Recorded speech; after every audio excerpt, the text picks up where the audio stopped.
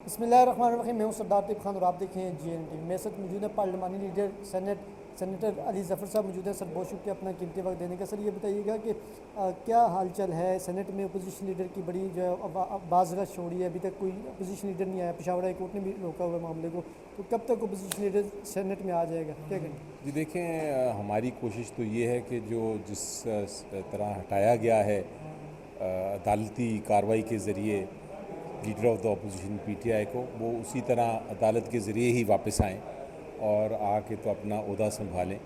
तो हम तो चाहेंगे कि ये ओहदे को खाली होना भी नहीं चाहिए था, और अगर हुआ है तो वो जो जिनको निकाला गया वो वापस उन्हीं की अमानत है, वो वापस आके उसको अपना संभालें दोबारा।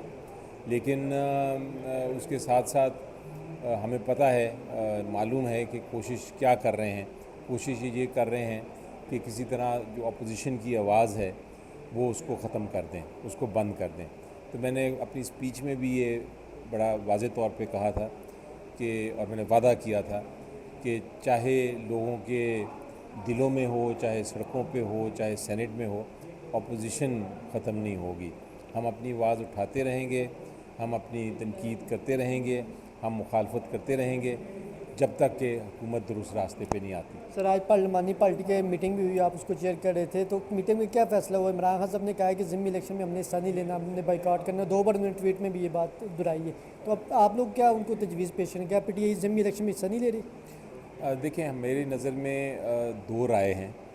एक राय तो ये है कि हमें मैदान छोड़ना नहीं चाहिए, ज़िमनी इंतखाबात में बिल्कुल भरपूर हिस्सा लेना चाहिए, चाहे धांधली हो चाहे ना हो, क्योंकि अगर मैदान छोड़ा तो कोई और आके उसमें खला को पूर कर देगा, बड़ा नुकसान होगा हमें सियासी।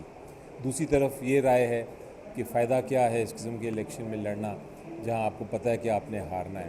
तो ये दोनों जो मुख्तलिफ राय है, वो मेरा ख़्याल है प्राइम मिनिस्टर इमरान खान साहब के सामने रखी जाएंगी, और जब वो फ़ैसला करेंगे इन दोनों के बाद तो फिर ही हतमी फ़ैसला होगा। अभी मेरी नज़र में ये फ़ैसला नहीं हुआ, हतमी फ़ैसला नहीं हुआ कि आपने इलेक्शन में हिस्सा लेना है कि नहीं।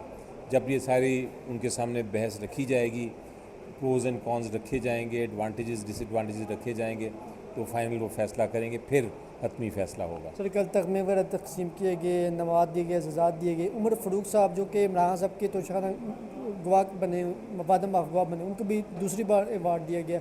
तो जो तगमे दिए गए तो आप समझते हैं वो अहल थे उमर फ़ारूक साहब? उनको किस हैसियत से उनको अवार्ड वगैरह मिला? देखिए जी, कोई क्राइटेरिया इन अवार्ड्स का होता नहीं है। कुछ तो डिज़र्विंग लोग होते हैं, उनको मुबारकबाद देनी चाहिए। कुछ ऐसे लोग हैं जो शायद डिज़र्विंग नहीं थे, उनको बांटा गया। सो ये हर साल ही होता है ऐसा। मैंने देखा है कि ये कोई यूनिक साल नहीं है, हर साल ही कुछ डिज़र्विंग होते हैं, कुछ नहीं होते। लेकिन मैं तो समझता हूँ जिसको भी अवार्ड मिला,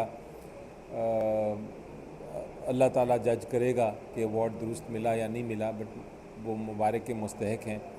सर उमर और फ़ारूक को आप मुबारक दे रहे हैं जो जी तोशाखाना में मुक़ादम गवाह बने? नहीं, मैं तो कह रहा हूँ जिसको जो डिज़र्विंग जिसको अवार्ड मिला, जी जी, यानी जिसको जो मुस्तहक था उस मुस्तैद था। अवार्ड का, वो उसको मुबारकबाद देनी चाहिए। और जो डिज़र्विंग नहीं है, जो जिसको बांटा गया, उसको तनकीद का निशाना बनाना चाहिए। यही मैं समझता हूँ दुरुस्त एक रास्ता होता है। तो यकीनी तौर पे जिसको आपने सिर्फ़ इसलिए बनाया या उसको सिर्फ़ इसलिए आपने दिया किसी को तोहफ़ा या डिस्ट्रीब्यूट किया कि वो उन्होंने गवाही वगैरह दी। एक तरह से एक झूठी गवाही दी, तो वो तो फिर तनकीद का निशाना बनेगा। लेकिन अगर किसी ने वाकई बड़ा अच्छा काम किया सोशल साइड पे, किसी भी शोबे में, और उसको अवार्ड मिलता है, तो मेरा ख्याल है उसको हमें खराज तहसीन पेश करना चाहिए। सर लास्ट में ये बताएं कि कल 14 अगस्त मनाएगी, ये पाकिस्तान तरीके साथ ने भी जश्न आज़ादी मनाई है, तो कल लोग निकले हैं, तो इस हवाले से क़यादत कहीं नज़र नहीं आ रही थी। अवाम तो हमने देखा कि सड़कों पर आई है, और PTI के बाद लोगों ने झंडे भी उठाए हुए थे, उनको गिरफ़्तार भी किया गया, गिरफ्तारियाँ भी डाली गई हैं। और शरीफ अफजल मरवत जिसको PTI ने फारग किया है, वो कारकुनान की रिहाई के लिए थानों में गए और रिहाई भी करवाई है। उनको तो PTI ने फारग कर दिया और वो वर्कर्स के लिए अभी खड़े हुए, लेकिन जो ग्राउंड सतह के जो वकील हैं वो कहीं नज़र नहीं आ रहे। ILF आपकी जो है, जी देखें, 14 अगस्त को हर एक ने एक तो पाकिस्तान डे मनाया। यकीनी तौर पे सारे बाहर निकले होंगे और उन्हें अपना अपना अपने अपने तरीके से जश्न मनाया होगा 14 अगस्त का, और यही होना चाहिए। अब जहाँ तक पीटीआई का एहतजाज का मामला है, वो बिल्कुल एहतजाज लोगों ने किया।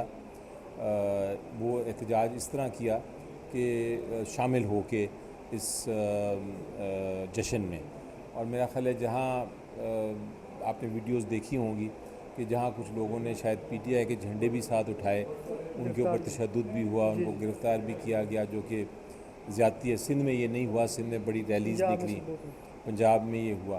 तो इसलिए मैं समझता हूँ कि शायद ये 14 अगस्त का आप ये नहीं कह सकते कि नज़र नहीं आई लीडरशिप अपनी अपनी जगह थी, बट वो शायद उस तरह जिस तरह ख्याल था कि एक प्रोसेशन होगा या एहतजाज होगा, वो तो होना भी नहीं था। वो तो एक पाकिस्तान डे है, उसको तो जश्न ही मनाया जाता है। तो सर आप समझते हैं कि बिलोस तरीके से अगर शरीफ अफजल मरवत काम करें वर्कर्स के लिए, तो उनको आप अगर खान साहब से कोई मुलाकात हो तो आप उसको सिफारिश करेंगे कि उनको लिया जाए कि वो वॉलंटियरली अभी भी वर्कर्स के साथ खड़े हैं? मैंने उनका इंटरव्यू पढ़ा था रिसेंटली, उन्होंने यही शायद कहा था कि मैं मिलना चाहूँगा और मिल के मैं अपना पार्टी में वापस आना चाहूँगा। ये इमरान खान साहब की मर्ज़ी